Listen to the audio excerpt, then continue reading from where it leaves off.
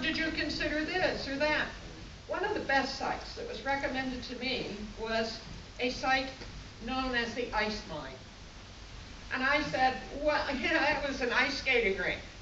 And it's a deal. 90,000 square feet on 13 to 14 acres for under $5 million. Think about this. All of the things are there. If you really want to do this, they have water, they have sewage, they have a huge ice rink that you can use any way you want to, and a huge roller rink that you can use any way you want to.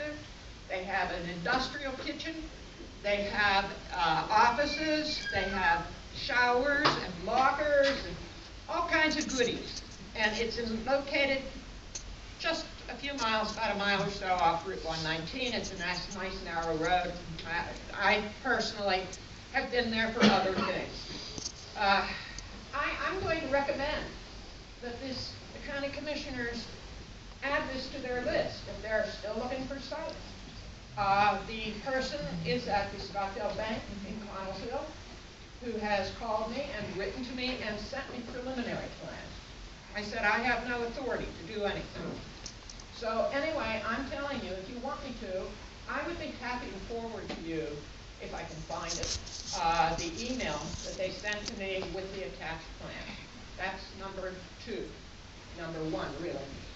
Number 2, the best of all the options that we face right now, and I was amazed to hear that I'm not the only one who thinks this. We've gone at this, and I'm going to use a cuss word, ass backwards. Okay? Lord.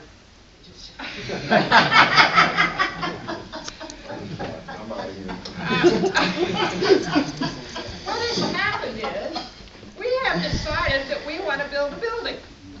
So now what we have to do is decide why we want to build a building. And then after we decide why we want to build a building, then we'll decide how we're going to, what we're going to put in this building. The problem is we didn't know where we were going to build a building. We didn't know if it had any infrastructure available. We didn't know much of anything, and here we are now, weekly, a new site. That proves my point. We went at this the wrong way. Now, I'm no genius and I'm no construction engineer, but I've built my own house over a period of years. And I know the first thing I had to do was find a lot that I could afford, okay? And that lot didn't have anything on it, so I had to make certain that I got the people out there to say, it cost me $2,000 to get the water in there, okay?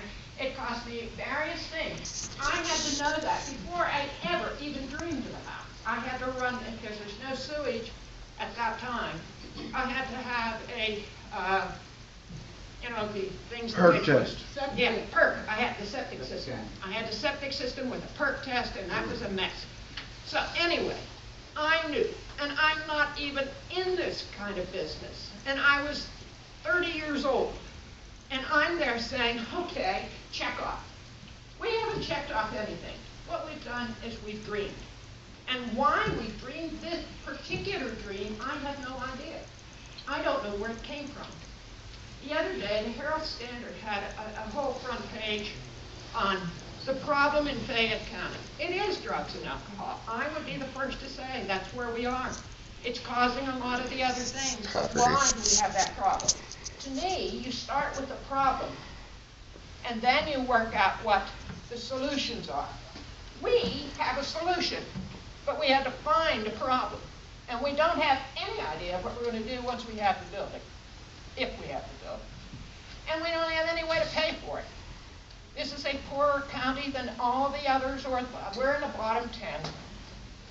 And here we are, we're going to build a modern, state-of-the-art Taj Mahal prison, and who knows what's going to go on in it, okay?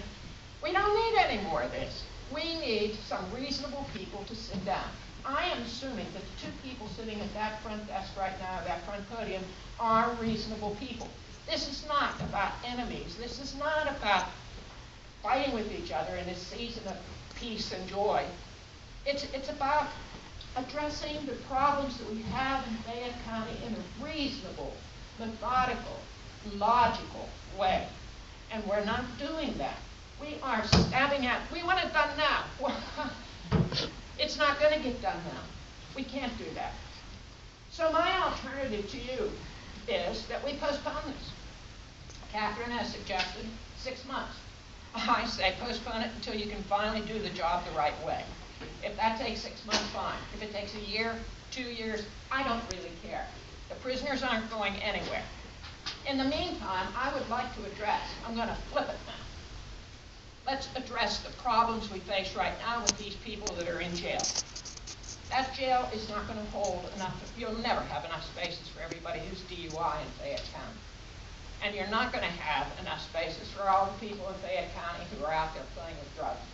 We have to find another solution. And we need to do that now, not 2 years down the line, not 3 years down the line. We let it go for a long time. We've tried the traditional system. It hasn't worked.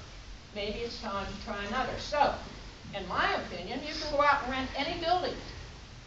And after 41 years of teaching, I can tell you, human beings don't care about the kind of building that they're in as long as it's safe, clean, and in decent condition.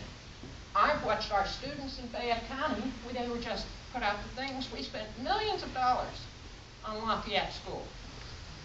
And what are the results? Below 70s and 50s. And I'm thinking, well, so much for building a building. I went to school in a converted stable when I was in high school. It was not Macrina and J.B. Thompson, but it was a nice school. You had marble floor. In my mind, that was the best education I could have had. Education is the people and the programs and the interactions and the teaching the young people what they need to know to survive in this life. And we're not teaching our people what they need to know to survive in this life. So my recommendation is forget all of this building stuff for now. Let's get on with some programs. Let's see. We can rent buildings, but don't rent them in a floodplain. Okay? All right, questions that need to be answered. I'm sorry that Mr. Berkeley isn't here because these are my questions for Mr. Berkeley. They need to be answered before we do anything else. I understand that there had been, over a year ago, a meeting with the Dick Corporation out of Pittsburgh. This was back January 22nd, 2013. That long ago, somebody's been talking to contractors. Somebody from the prison working group. I don't know who. Second, a member of PWG met with them, and they never reported it. I understand this from somebody who has access to right-to-know information. Another thing, was there ever, or why wasn't there, public advertisement for possible sites, which would have allowed the Scottsdale Bank and everybody else to say, hey, we have a site, but that was never done. A site was selected. I don't know how they selected it. 18 of them. Okay. According to the paper. 20. Ah, we're increasing. Well, make it 21, because I just gave it another. All right. The other question is, how we've seemed to consistently remove the minority commissioner from various important things. For example, the prison working group and all of the prison planning, and now even from the budget. I read your blog. I did have time to do that. And out of 4 or 5 sessions, I think she turned up, but nobody else did. No, there was one that we were scheduled. What? And then, what? Yeah, First there of all, was a quorum. I don't participate in the prison working group. I've not participated. I'm not even accusing you of that. Well, no, but I don't participate in the prison working group. I've not. By choice. By choice, yes. That's not her choice. Well, I mean, I don't Yeah. go in, I say hello, and that's it. Second of all, I'm not even as serious. far as the budget goes, I mean, I wasn't available last week on 2 different occasions for medical reasons, but we worked on it the other day and yesterday, and I anticipate today. I'm going to be honest with you guys. I don't see you as the biggest problem. I just don't understand. Let's go, It's coming from me to you, and all I don't understand is why County that allowed this to happen. Because this, it's not used. Go ahead. So you go. Okay, so the last thing I suppose is, and this is my own personal question, who is driving this project? Good question. Who is really driving this project? Somebody is, and it's not the county commissioner. Somebody else is driving this project, and I'd like to know who that person or persons or group is. Okay?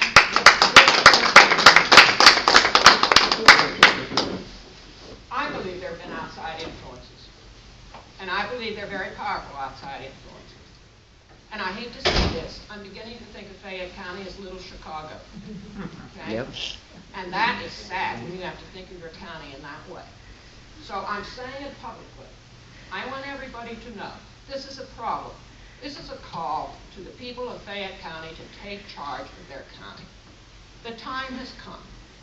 It's sort of like, I feel like Paul Revere, only I can't ride a horse. And basically, I'm saying, come on, people, enough is enough is enough. And I'm not blaming any individual for this. I'm saying there are powers at work in this county that are destroying us as a county. You want to know why we're economically deficient? That's why. Because we aren't making the best decisions for the citizens of Fayette County, whether they're in prison or not, whether they're the taxpayer or just a concerned citizen. And it's time to turn this around. My advice, if I were to give immediate advice, is postpone. Postpone for as long as we need to postpone until we straighten this out. And I agree, Catherine. And when they put together the next prison working group, I want to see some of the faces that I see in the audience and out on the street.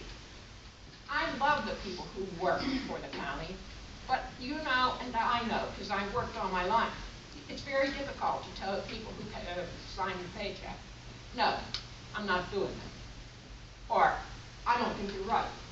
Because then you can have repercussions. And one thing I've also found about Fayette County people, they're all afraid.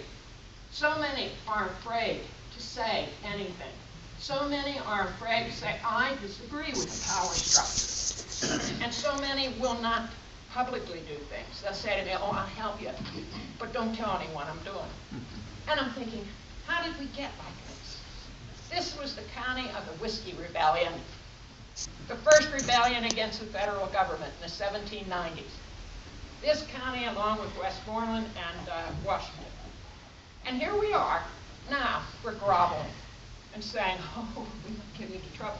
Don't do that anymore. Stand up and get others to stand up with you. Otherwise, this county has no future. It will always be what it is now. And I could go into detail about how this happened, but I'm already over it. So I want to thank you for listening to me, and I'm asking you to use whatever pressure you have to get the power structures to begin to listen to the people and not listen to whoever it is out there who's calling the shots. Thank you. I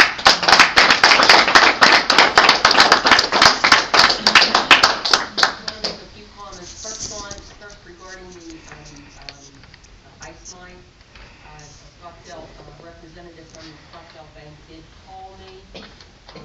Actually, I've not, Evelyn and I have not talked about the details of this, so whenever I found when I did find out that the person called her as well, I thought, this is pretty bad and we really got to reach out.